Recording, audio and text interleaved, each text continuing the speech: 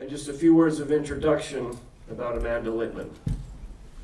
Ms. Litman is the co-founder and president of Run for Something, the nation's premier candidate recruitment organization which supports young, diverse progressives running for local and statewide offices. Since she helped found the organization when she was 26 in 2017, Run for Something has launched the careers of thousands of millennials and Gen Z candidates, many of whom are women and people of color, and they're helping to shape the future of leadership across the U.S.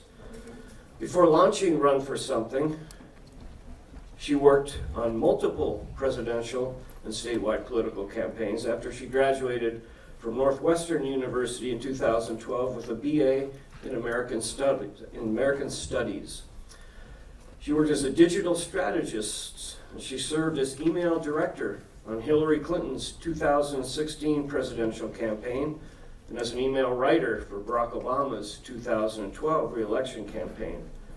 She's the author of 2 books. The first was Run for Something, a real talk guide to fixing the system yourself, and then published this May by Crooked Media Reads, the book we'll focus on today, When We're in Charge.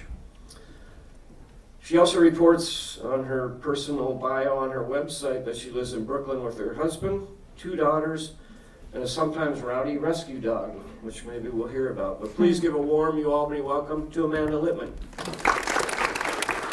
Okay, so my first question, since we're here in the political capital of the great state of New York, politics is our major league sport. Have you been to Albany or have any impressions of this place? I've never been to Albany before this trip. It seems lovely to drive from the train station to over here. It's a beautiful town. Jen very kindly pointed out to me some of the downtown. It seems nice. We hear Troy is the new Brooklyn. You think so? They keep calling these places around here the new Brooklyn. I will report back. All right, so we'll get right into it. And many of you have had a chance to read this book, so we're going to ask for student questions right away. But the facts: I was born in 1959. I came here to UAlbany for the graduate program in English in 1981. So I'm 66. Mm-hmm. That's old.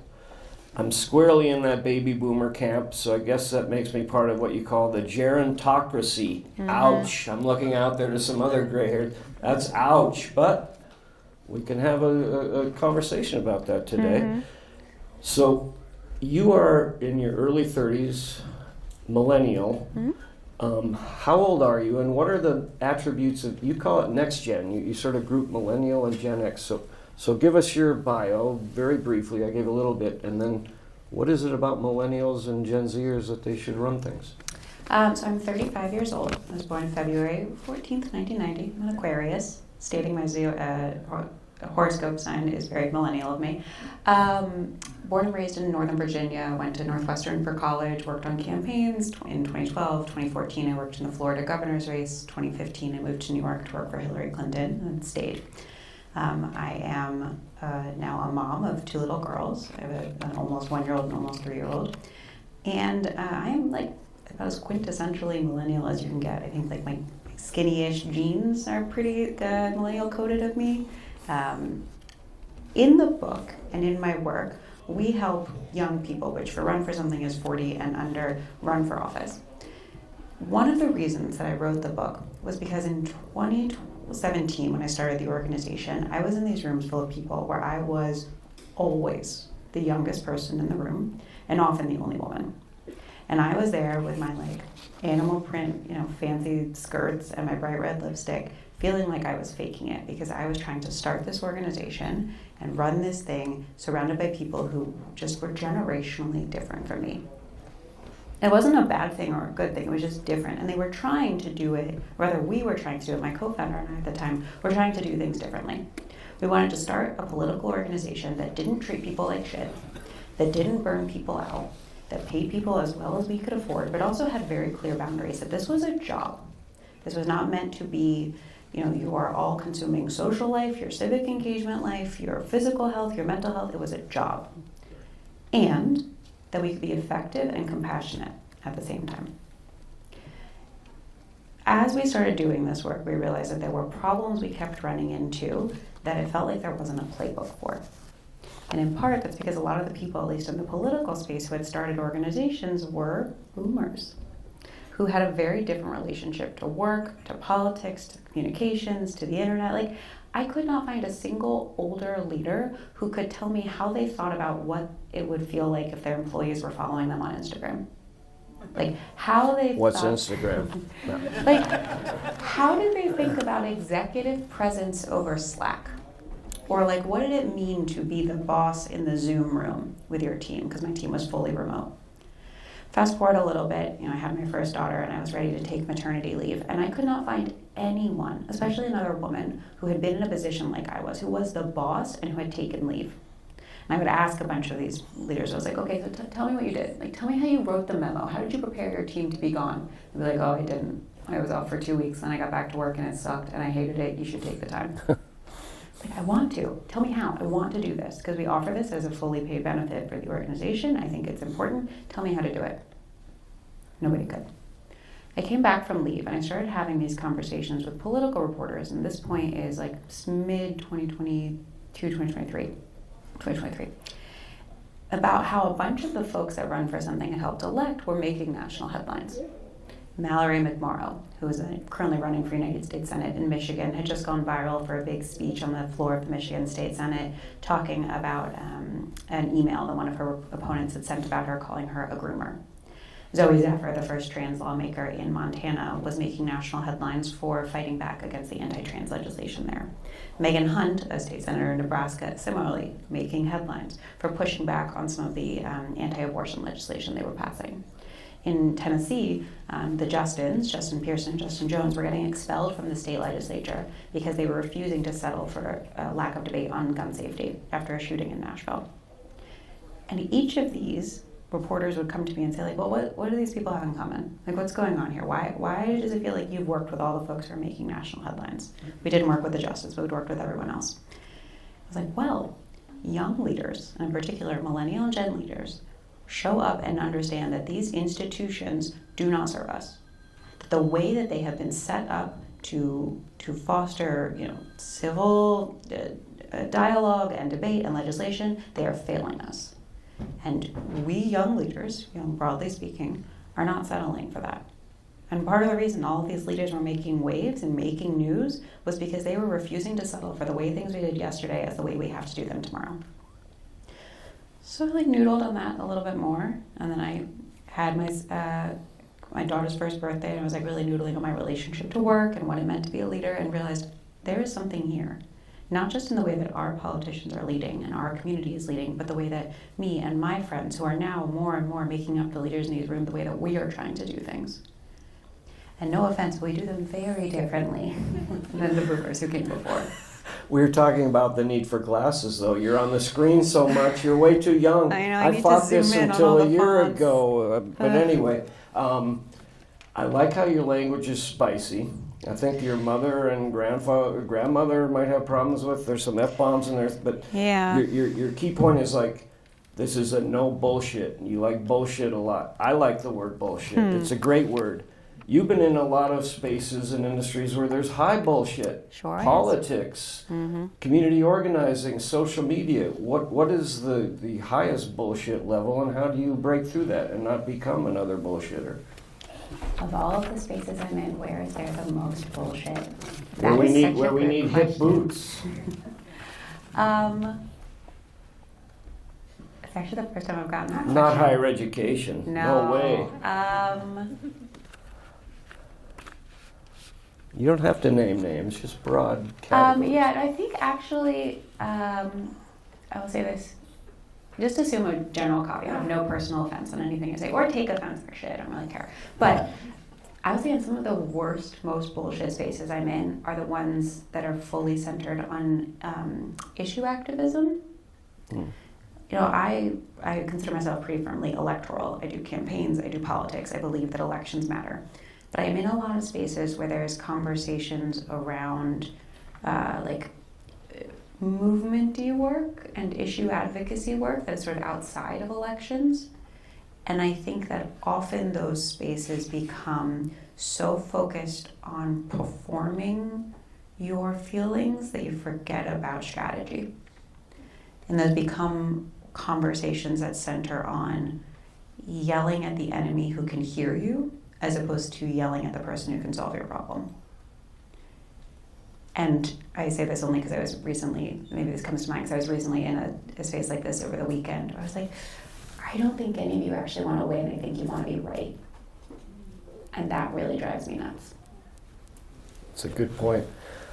So you also talk about, and I think to go with the bullshit meter, you need a thick skin. You need to come back. I think young people often are not used to, as we are as jaded journalists, failure, disappointment, rejection. You tell a story in the introduction, very personal. Yeah. One of your early campaigns, you were so distraught, you lost, you went to Disney World, and you got so drunk you threw up at Epcot Center. And I'm not telling anyone that hasn't read the book, but talk about how do you not get drunk and throw up at Epcot Center every time you have a failure now? How do you develop that resilience? Well, it's something I could do at 24. I can't do that at 35. I think a lot about one of the reasons that people don't try. Like, why do we try to, punch the enemy we can reach as opposed to take on the enemy who can actually solve the problems? And it's because usually when you take on the big fight, you lose. Sometimes you win, but usually you lose. The hardest fights are the ones that, 9 out of 10 times, you're not going to succeed. That's what makes it the 1 out of 10 times so good and so worth it. But how do you continue staying in it even when it's hard? And how do you continue being a leader even when you're going to piss people off?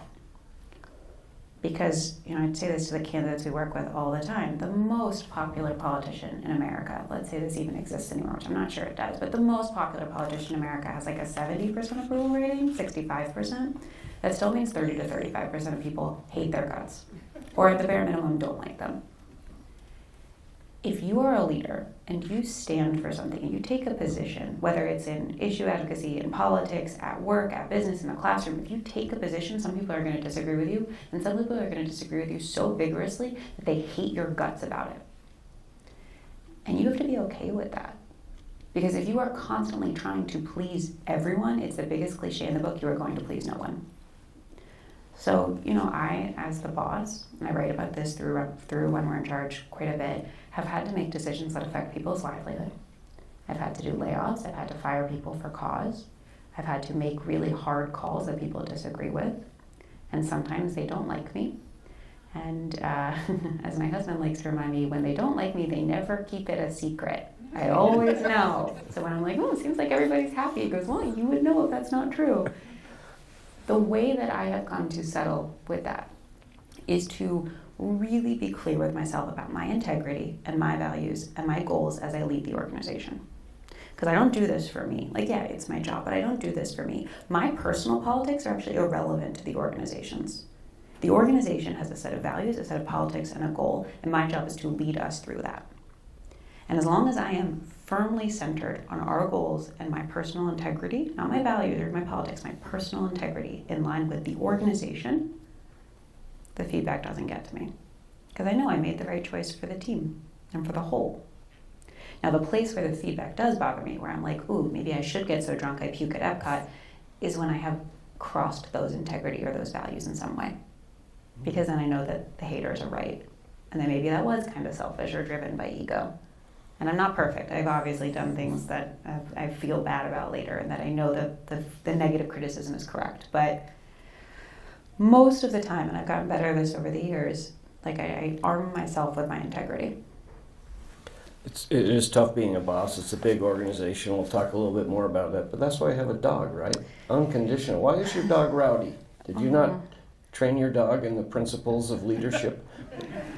I think this is one of the biggest disconnects is at work. I am a stone cold bitch. No, I'm. You call yourself the B word in here, do. but we might get to that. But I'm pretty rigorous about my standards of excellence. I am very clear. This is what success looks like. This is what failure looks like. This is what I'm expecting everyone to work up to. I'm going to make sure that you have the resources to do that. But I want you to be excellent because our mission demands excellence.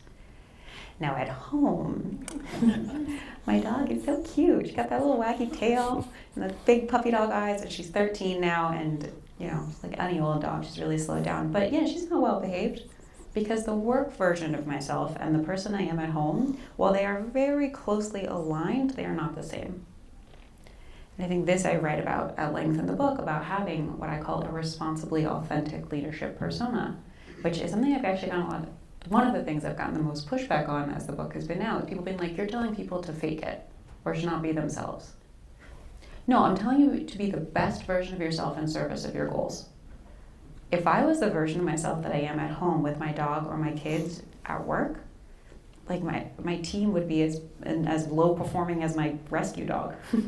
They too would metaphorically shit all over the floor. My job is to be the best version of who I am in service of the mission. It is not necessarily to be my real self. There's a difference. Thank you. Let's get into some of the specifics that you and your organization espouse. 4-day work week. How is that going to work? I could get behind that. Who would like a 4-day work week? Yes. Yeah. How would that work, for example? It's great. So we started doing the 4-day work week. We sort of slow rolled our way into it. 2019, I think, 2019, we started doing no meeting Friday afternoons. We did summer Fridays, where you would log off at 2 p.m. East Coast. Our team at that point was maybe 25 or 30 people. COVID hit, and we were like, well, let's start summer Fridays early, because this sucks. We kept it because it didn't seem to have an impact on our productivity. Going into 2021, we started exploring what would it look like if we didn't work on Fridays at all. So we enrolled in a global pilot program run by 4-day work week, which is like a global research center that was doing this with companies across the country, or across the world, UK, Scotland, Ireland, Australia, the United States, and elsewhere. And they did surveys with our staff. So when we started it, surveys about stress, burnout, work-life satisfaction, engagement, feelings of productivity, all of that. And we took it very seriously. Fridays are weekends. You can do whatever you want on Friday. I actually don't care what you do with your time. And most weekends, you don't have to work. Yeah, events sometimes, maybe travel, and if the news breaks on a Friday and we really need everyone to log on, we'll do it. But generally speaking, the expectation is Fridays are yours. And I would say 98% of Fridays, people aren't doing anything, myself included. And that was really important. We needed to model that from the top. So we rolled this out in 2022, and it took us about 3 months to get it right, because it takes a little time to recalibrate timelines and deliverables and figure out what meetings actually need to happen. But at the end of the pilot program, which was 6 months, every stat you'd want to see go down around stress, burnout, exhaustion went down, and everything you'd want to see go up about work-life satisfaction and impact and productivity went up. And it was actually our biggest programmatic year yet, and our biggest fundraising year. I'm never working on Fridays again, because it is monumental what it has done for our ability to sustain this over the long haul, what it has done for our talent recruitment. We get, at this point, almost 1,000 resumes for basically every job we open up.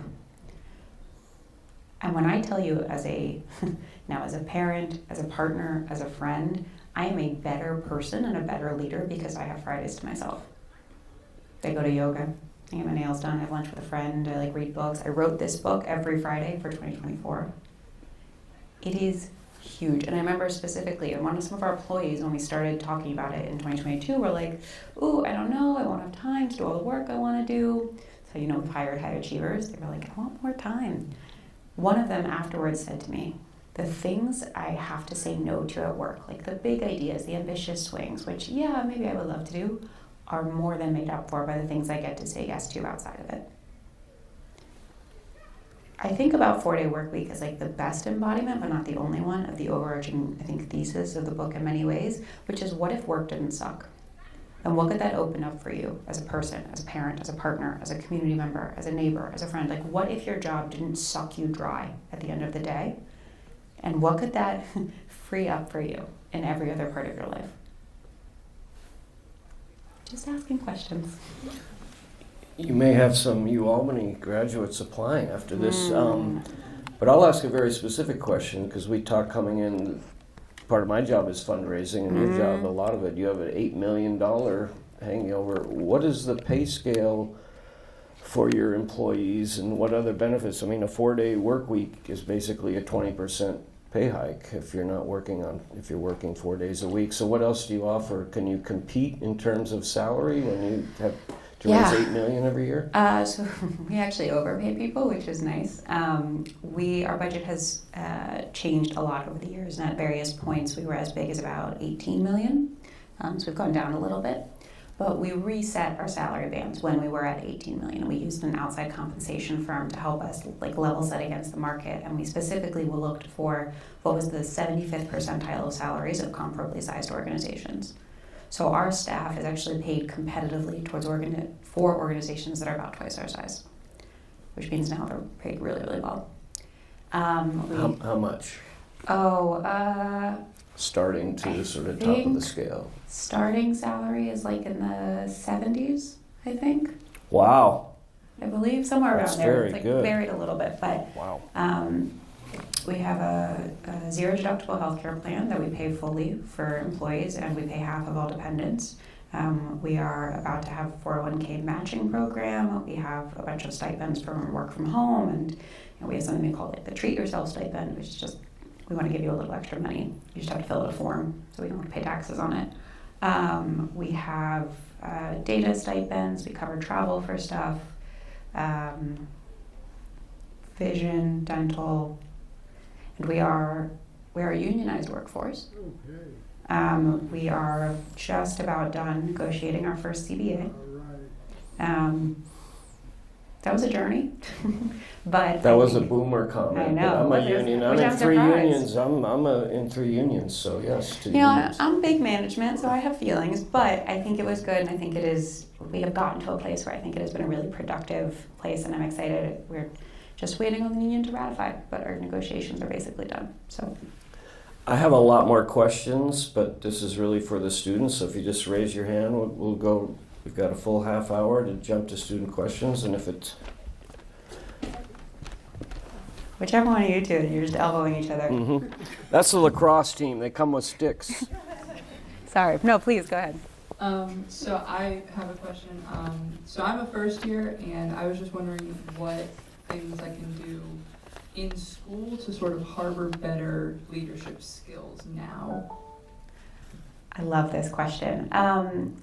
Think about how deeply you can engage in school student groups.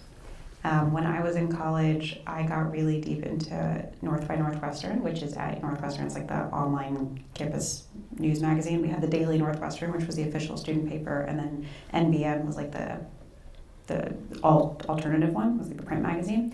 I am not a journalism major. Northwestern has a very good journalism school. I was not a student in that. But there was a leadership vacuum, because nobody wanted to be the editor of the opinion section in a particular quarter. And I was like, what if I do it? And as it turns out, when there are vacuums that you're willing to fill, willingness to do the work counts for a lot. Even if you feel like you're not qualified, even if you feel like you don't have the requisite experience or expertise, showing up and being present at the meeting is 80% of it. The second thing I would say is to be really, this is such a simple tip, be on top of your correspondence, which, it was very distracting. Sorry. No, it's fine. We'll be over soon. I'm not used to being on a campus. Much like being present at the meeting, answering your email is a superpower. When you are good at answering the emails, when you read the things and actually look at the agendas and come prepared, it's so much more than most people do. I see lots of people nodding. It is low-key a superpower. Doesn't ChatGPT answer all our emails now? Do you use it? No. Do you? Okay. The only thing I've used AI for is interview transcription. I'm sure that makes me very boomer coded to Gen Z, but why would I want to delegate out the process of thinking? Anyway, the final point I would say for developing leadership skills is everything you put on the internet can come back to haunt you. That doesn't mean don't wild out on the internet. or like be yourself. That's not at all what I mean. What I mean is like be intentional and be thoughtful, because I promise you that every person hiring you or every chatbot hiring you is going to Google you and look at what you posted on social. And they're going to get a sense, not even of like political stuff or whatever, but like, does this seem like the kind of person I want on my team? It's as much important as the interview process for like, is this someone who's going to be a headache or not? You're welcome. Excellent. Hi, thank you for being here.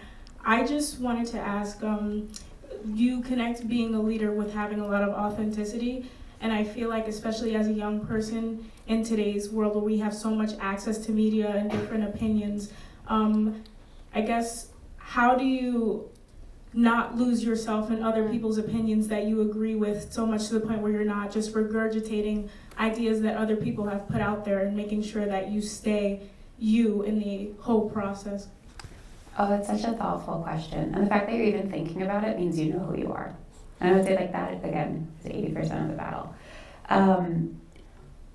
Deep self-awareness and self-inventory is a big part of this. You know, I think the place where people lose themselves is when they don't know who they are to begin with.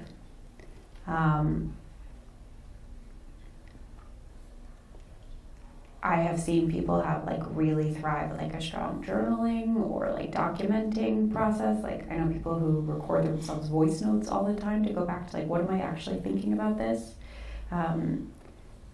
Deeply engaging with the media you consume. I saw a couple of you were annotating the book, which is so kind. But like that is one of the ways in which you can incorporate new thoughts, and you should be learning and growing and changing. I think that's a good thing, but it's like deeply engage with the materials. Don't be a passive consumer, be a very active one. Critique it, push it, pressure test it, and give credit. Like knowing your references as part of how you've developed who you are. I have a friend who's very into fashion, which is just like so beyond me. But one of the things that she often points to is that the people you think are like the most of themselves fashionable actually are referencing a deep history of fashion. And knowing the references that they are making is part of what makes them who they are. Like gives them a fluency in the language of the visual style. And I think that balance between who you are, what you know, and how you can connect the dots between the two is sort of how you come up with your sense of self. Also therapy. And a dog. A dog. Nice friends.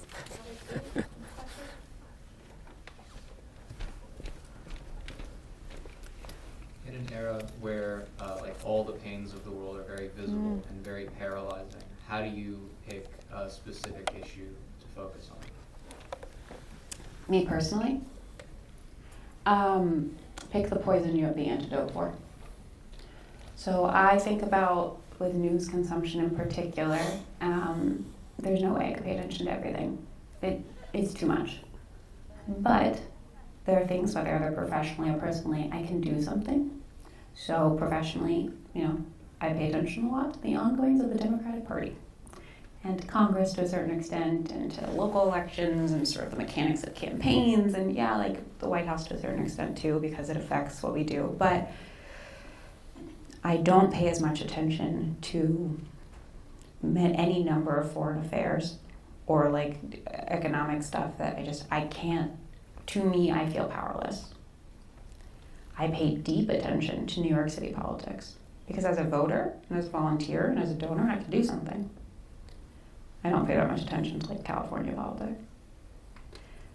That's not to say that there are things that you might want to learn about or know about that you might feel powerless on, but generally speaking, my MO has been to go deep on the things I feel like I can do something about. Because at the very least, it doesn't feel pointless and it doesn't feel all-consuming. Thank you. Thank you for coming. Of course. I have a question. Do you think that COVID, pre and after COVID, has affected the way people work in this country? And I refer to some things like Bill McDermott, who wrote a book called How to Be a Winner, Corner Deli to Corner Office from Queens, New York. And also, I've done a lot of research asking people if you've ever heard of Larry. And they say, Larry who? And I say, Larry Ellison. I'm from Silicon Valley. So Broadcom, Oracle, Supermicro, ServiceNow, I can go on and on and on. These guys, I've met them in, I'm gonna be there Wednesday. I've met them in Safeway and Milpitas. They love to work. The last thing they wanna hear is a 4-day work week. They wanna hear when they can retire in 5 years. And a lot of these guys make millions and millions of dollars under 30 years old. So do you think that the motivation in America is to work less now than it was prior to COVID? Or do you think there's a breakup in our society where some people want to make a lot of money and some people enjoy work? I have a couple answers to that. Well, Larry Ellison's like 81 years old, Yeah. right? Yeah. Boomer's still working. Peak boomer. Do you want to still be working in your 80s? No. No. No. What is the point of life if I'm going to work until I die? I think that COVID was certainly a breaking point for a lot of folks in the sense that the institutions that we felt we could count on so clearly did not meet the moment in many ways. I think in particular for millennials and Gen Z, although not exclusively, but in particular, millennials and now Gen Z have seen that over and over and over again. We were supposed to be able to graduate college and then go on to get a good job, and instead most of my cohort graduated into an economic recession at some point between 2008 and 2012. We were supposed to be able to buy a house. I am never going to be able to buy a house. We were supposed to be able to use the good job that we got after college to pay off our student loans. I feel very grateful I do not have student loans. Most of my friends are not in that same privileged point and are never going to pay them off. They're going to die in debt. For Gen Z, you were supposed to have a lovely high school experience and go to prom and then go to college and feel like you were part of something bigger and then be able to explore who you are, and instead you've been beaten down over and over again. I think this distrust and dissatisfaction and even disillusionment with the safety of institutions and the safety of our social safety net, which is getting destroyed day by day, has made it so our relationship to work, which is in and of itself another institution, feels unmoored from reality. Work will never love you back. And that realization, I think, especially hit for a lot of folks during COVID. Where I was like, what am I doing this all for? I don't think it's a uniquely millennial or Gen Z thing, but I think it is absolutely true for young people. There are certainly some 20 and 30-somethings who want to, become zillionaires by the time they're 30, but even them, I'm like, why? So that you can keep working until you're 80? Because that's what it seems like most of them do. Very few of them are like, great, I made it. I'm going to spend the rest of my life with my family and loved ones on the beach in the Greek islands. It doesn't seem fulfilling. And most of them, especially the ones who seem to work around the clock, I often read these profiles of the CEOs who are like, I wake up at 6 and I hustle and grind and I'm working till 2 in the morning. Like, did your wife like that? Do your kids like that? Do your friends, if you have them, like that? How do they feel about that? How do you feel about them? Do you have them in your life? And for each, maybe they do. I kind of doubt it. Because most of that is just using work to fill a hole. And I say this as a recovering workaholic. It took me the first 3 years of Run for Something to stop working on Saturdays. For most people, work is as much of an addiction as anything else. You are using it to fill a hole or to fill a void. That's not what it's for. It's an economic transaction. And it should give you dignity, it should give you meaning, it should compensate you well.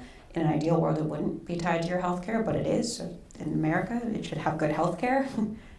It should allow you the resources and time and freedom to have a full life outside of it. So, chapter 8 of the book, sorry to get away from your question, but chapter 8 of the book is called We Do Not Dream of Labor. The internet tries to convince me this is a quote from James Baldwin. I cannot find any proof of that. The internet. But the idea here, and I get pushback on this too, of you don't dream of labor? What are you talking about? No, I don't have a dream job. We have dream lives, and a job is one part of that. And a good job is one part of that. A meaningful job. But I don't want to have a dream job as to being the urtext of my success or my life's meaning. Because a nightmare is a kind of dream too. And work cannot fulfill everything that we are asking of it. I think most of those billionaires would tell you, like, they're still working for more money because it actually hasn't made them any happier. Other questions? That was kind of a rant, sorry. I'm in agreement with that.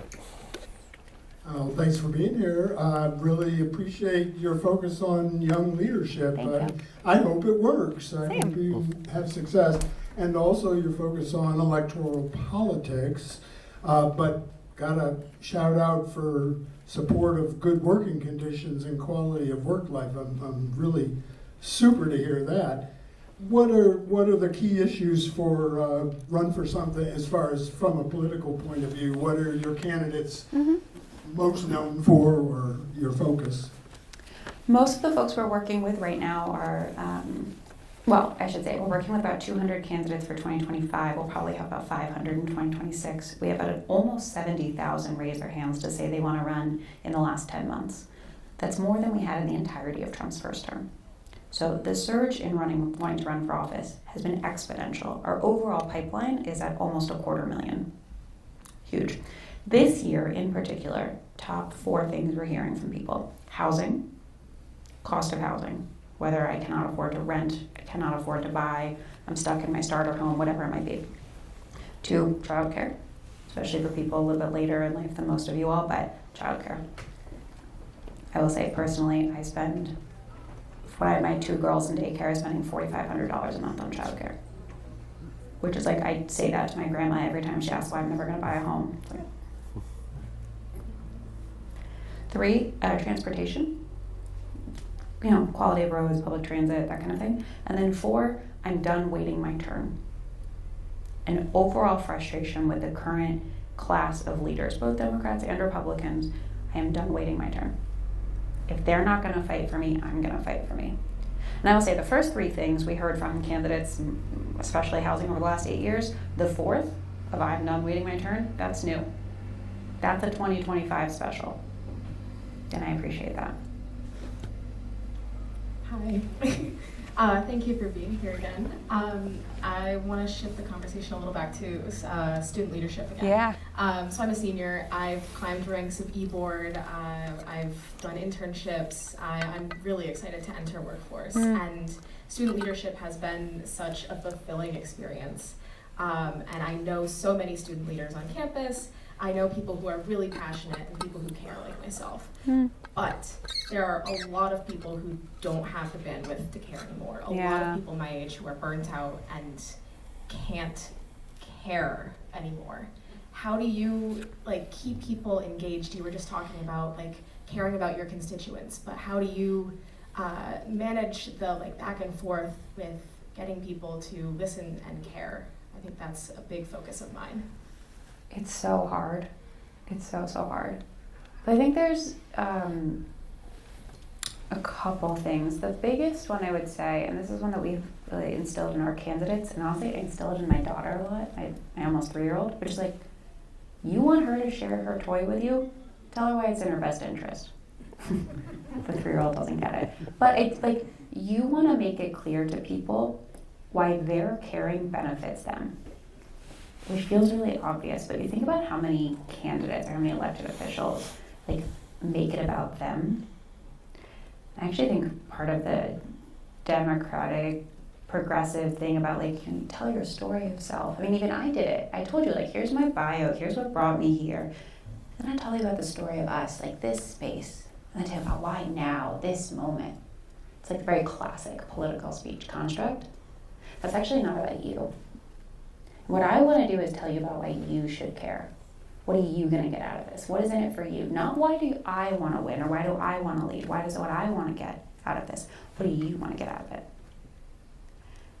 I think this is actually something, I'm surprised the first time I brought it up, I think this is something Zora Mamdani does really well. you ever listen to him talk or watch a speech that he gives, you actually know he doesn't talk about his bio. He doesn't talk about himself at all. He doesn't even call it my campaign. They voted for us. The people of New York City voted for our campaign. They voted for our work. Because they knew free childcare, free the rent, fast and free buses, whatever it is. It's about what's in it for them. Why should they want to win? So when you're trying to get people to care, you need to make it about their self-interest. And that can be really hard when the thing you want them to care about is like the student government meeting or whatever it might be. But you gotta find a way to put it in their incentives. And also make it fun. Which I know that you know that, because I think student organizers know that better than anyone, but man, do political organizers forget it. That actually joy is not just like joy is resistance, blah, blah, blah. But like, no, it's because you don't want to go to a party where you're going to get yelled at or scolded or feel bad because you showed up late. Make it fun. Hey, thank you for coming. So you went into politics really quite at a young age. As someone who wants to kind of go into what you went into, what's your advice for someone who's wanting to go into politics and kind of change the world? One, thank you for wanting to do that. Local. Go local. There are so many great local candidates and campaigns and issue work, whatever it is you want to do, however you want to get involved in this smallest possible setting.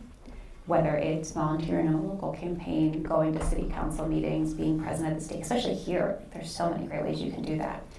And you get to make a really big impact because most people don't participate. You also get to know the leaders really well.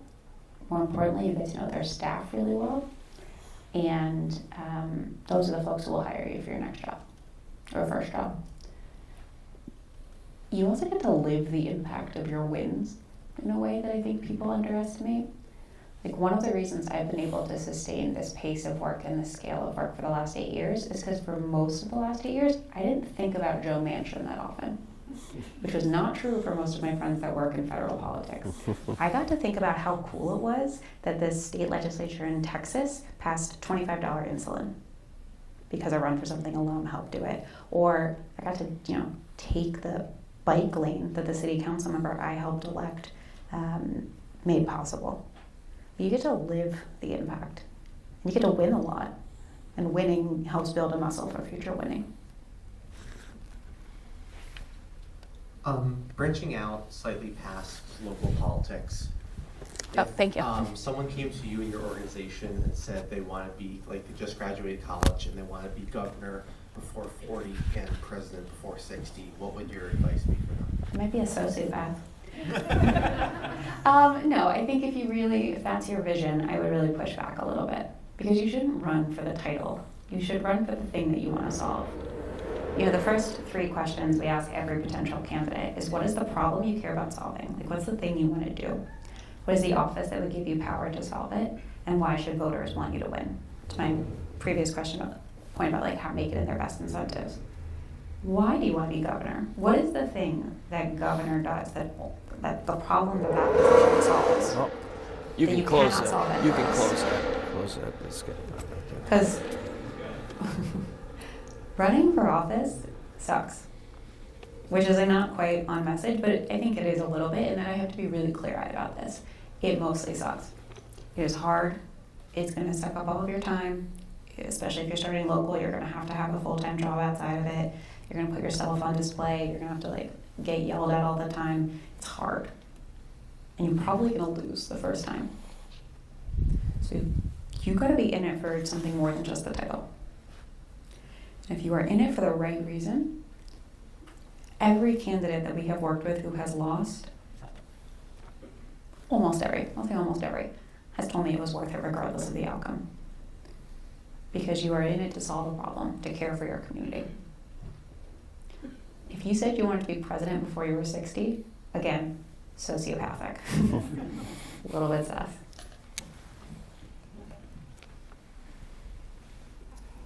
Okay, so I'm not sure if you can see me, Oh, yes, but there you I go. have a Okay. question regarding, again, like student leadership, Mhm. but more so like with your experience on starting up, from ground zero. So I have like plans with like a friend to want to create like a new club on campus, like in regarding to like media. And my question is, how do you in a way like set yourself apart from others, where it seems like everything has already been covered? Like I'm sure there's other organizations similar to yours. How do you make yours stand out from the other ones, and how do you make your space in something that seems like it's like already been done to like get that traction, to like make yourself into something and to bring your idea to fruition? I love this question. When we started Run for Something, my co-founder Ross and I, Ross had been working campaigns for about 15 years. I had been doing it, I was 7 years in-ish. Yeah.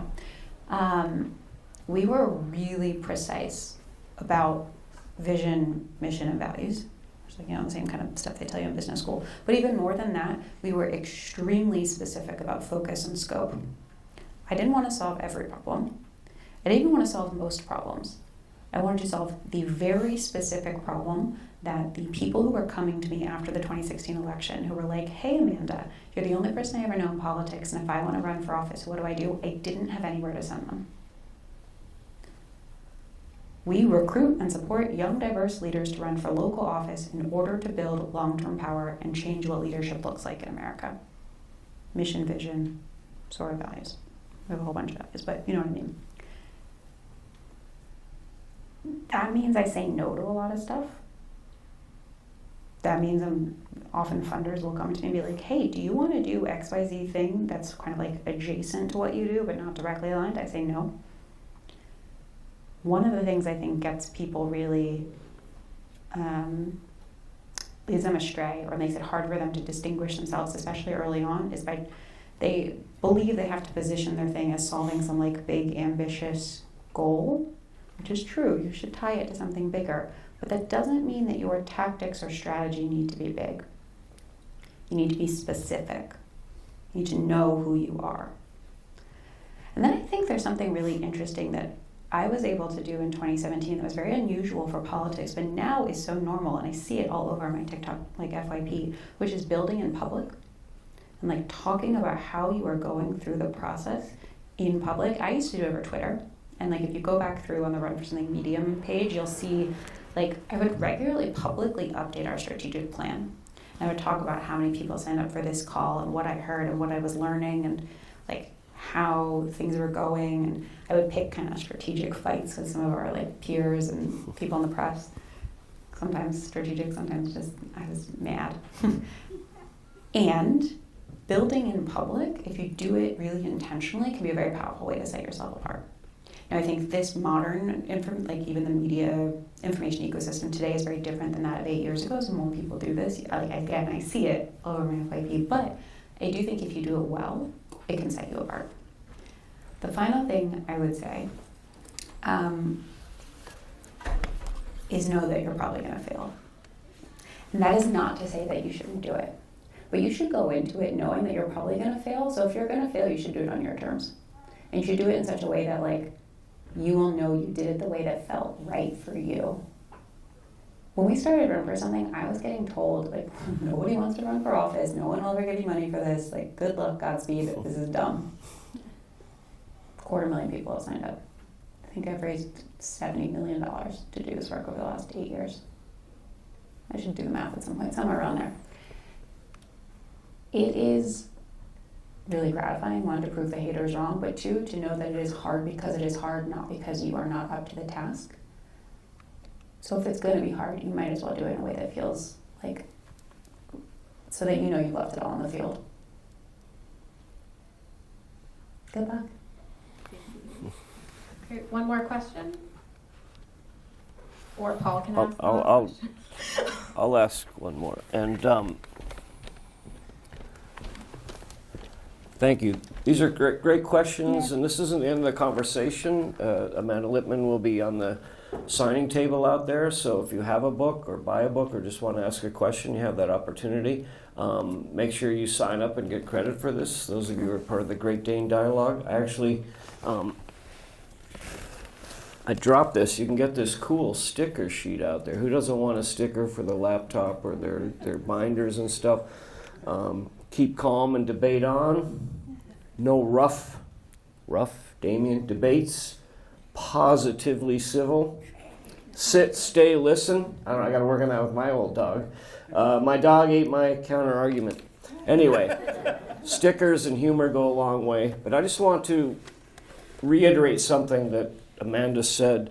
I mean, she's a very talented writer, let alone all the practical advice and some really good advice to anyone who wants to start an organization or things that you're thinking of. But let me just read you this section because she really knows who she is, and she lays it out right here at the beginning of the introduction. So let me say the bad stuff first so you know who you're hearing from. I can be a bitch. I'm not patient when it comes to making time for small talk or doing the kind of greasing the wheels, getting to know you conversations that help build trust. I'm ultimately an introvert who pretends to be an extrovert for work. I curse more and rest less than I should. I don't always practice what I preach. I can be petty, and I often hold grudges. I am not warm, touchy, fuzzy, feely, and I don't particularly care if people don't like me. But I also know my strengths. I am clear-eyed about my mission and goals. I have always put the organization's imperatives first and my personal politics second, even if when doing so requires me to shut the fuck up. Please give a warm welcome, no, a thank you rather, Amanda Litman, when we're in charge.